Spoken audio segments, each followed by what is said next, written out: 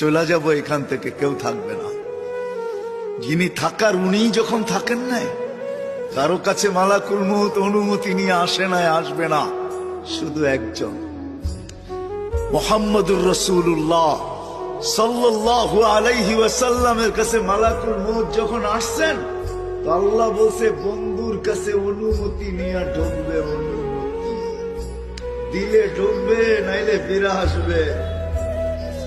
বন্ধু আমার, খবরদার অনুমতি ছাড়া যায় গর্জায় ঢুকা যাবে না। আমাদের কারো কাছে অনুমতি নিয়ে আসবে না, ওনার কাছে অনুমতি নিয়ে গেছেন। তারপরও বলছে শোনো, ঢুকার অনুমতি দিলেই কিন্তু হাত রাইখা দিবা না, আবার অনুমতি নিবা, রাখবা কি রাখবা না।